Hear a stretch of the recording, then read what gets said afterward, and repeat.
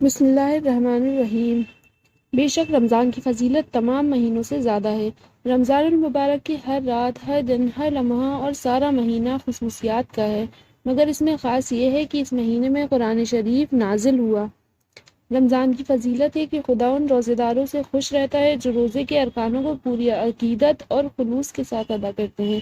یہ وہ مبارک مہینہ ہے جس نے روزے کو حضرت محمد صلی اللہ تعالیٰ علیہ وآلہ وسلم نے دوزخ سے بچنے کے لیے ڈھال اور قلعہ بتایا ہے۔ یہ وہ مہینہ ہے جس کا اول حصہ رحمت، بیچ کا حصہ مغفرت اور آخری حصہ نجات یعنی جہنم سے آزادی کا ہے۔ رمضان کی فضیلت ہے کہ اللہ پاک نے ماہ رمضان میں روزہ رکھنے کا حکم دیا، جس سے کہ مسلمانوں کو غریبی اور تندرستی میں اور بھوک پیاس سے بلکتے انسانوں کے درد و غم کا احساس ہو جائے۔ دل و دماغ میں ضرورت مند مسلمانوں کی کیفیت کا جذبہ پیدا ہو جائے، اور خصوصی طور پر مسلمان رمضان کی عبادت کی بدولت خود کو پہلے سے زیادہ اللہ تعالیٰ کے قریب محسوس کرتا ہے۔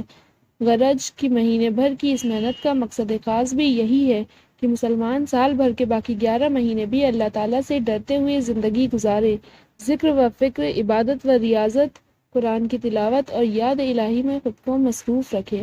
ماہ رمضان میں رمضان کی فضیلت ہے کہ اس میں نیکیوں کا اجر بہت زیادہ بڑھ جاتا ہے، 70 گنا تک، لہٰذا کوشش کر کے زیادہ سے زیادہ نیکیاں اس مہینے میں جمع کرنی چاہیے۔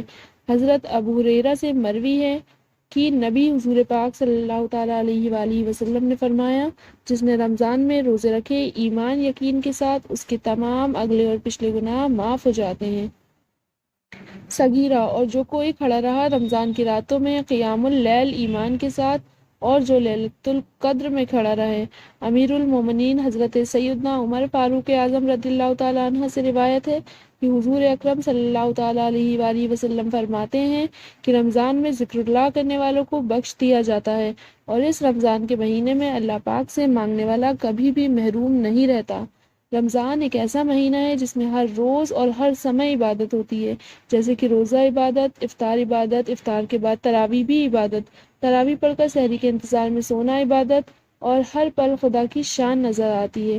قرآن شریف میں صرف رمضان شریف کا ہی نہیں بلکہ اس کی فضیلت کو بھی بیان کیا گیا ہے۔ رمضان کے علاوہ اور کسی مہینے کو اتنی نعمت نہیں بخشی گئی ہے۔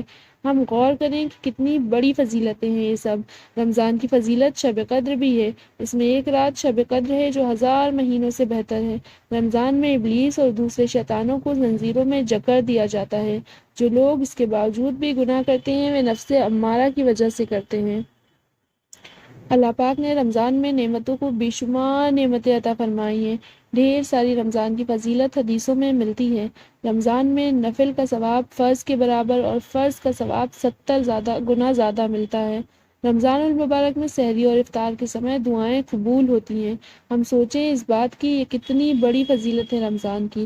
حضرت ابو ہریرہ رضی اللہ تعالیٰ عنہ سے روایت ہے کہ نبی کریم حضور پاک صلی اللہ تعالیٰ علیہ وآلہ وسلم نے ارشاد فرمایا، یعنی کہ جب رمضان کا مہینہ آتا ہے تو جنت کے دروازے کھول دیے جاتے ہیں۔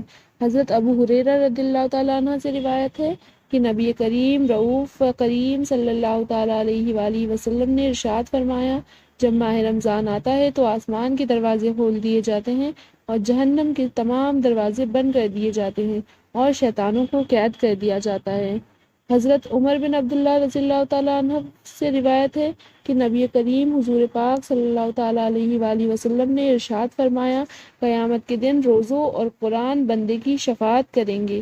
روزے عرض کریں گے کہ اللہ، میں نے اس کو دن میں کھانے اور شہوت سے روکا، اسی لیے تو اس کے لیے میری شفاعت قبول فرما، اور قرآن کہے گا کہ میں نے اسے رات میں سونے سے روکا، لہٰذا اس کے حق میں میری شفاعت قبول فرما لے، بس دونوں کی شفاعت قبول ہو جائے گی۔ رمضان جیسے پاک مہینے میں ہمیں چاہیے کہ ہم رمضان کی فضیلت کا بھرپور فائدہ اٹھائیں، خوب نیکیوں کے ساتھ ساتھ استغفار کا بھی کثرت سے ذکر کریں، اپنے گناہوں کی معافی مانگیں، دل سے ارادہ کر لینا چاہیے کہ سچی پکی توبہ کے ساتھ اب کبھی بھی ان گناہوں کی طرف ہمیں لوٹ کر نہیں جانا ہے۔ رمضان کی فضیلت اور تمام تر خصوصیات میں سے ایک سحری بھی ہے۔ صبح سے پہلے رات کے آخری حصے کو سحر کہا جاتا ہے، اور اس وقت روزہ کی نیت سے کھانے کو سحری کہتے ہیں۔ اس وقت کا کھانا پینا سنت اور باعث برکت ہے۔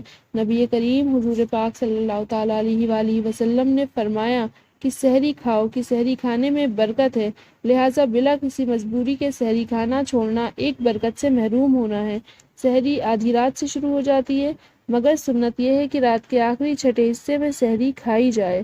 حضرت ابو ہریرہ رضی اللہ تعالیٰ عنہ فرماتے ہیں کہ نبی کریم حضور پاک صلی اللہ تعالیٰ علیہ وآلہ وسلم نے فرمایا، اللہ تعالیٰ فرماتا ہے کہ میرے نزدیک محبوب بندہ وہ ہے جو افطار میں جلدی کرے۔ حضرت سہل بن سعد فرماتے ہیں کہ نبی کریم حضور پاک صلی اللہ تعالیٰ علیہ وآلہ وسلم نے فرمایا کہ جب تک لوگ جلدی افطار کرتے رہیں گے بھلائی میں رہیں گے۔ بھلائی کا سبب یہ ہے کہ جلدی افطار کرنے میں بندوں کو اللہ کی طرف سے اللہ کی بارگاہ میں اپنی عاجزی کا اظہار کرنا ہے اور اللہ کی دی ہوئی اجازت کا جلدی قبول کر لینا ہے۔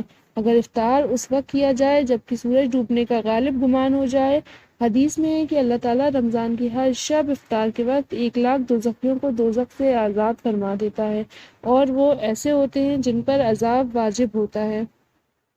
مذہب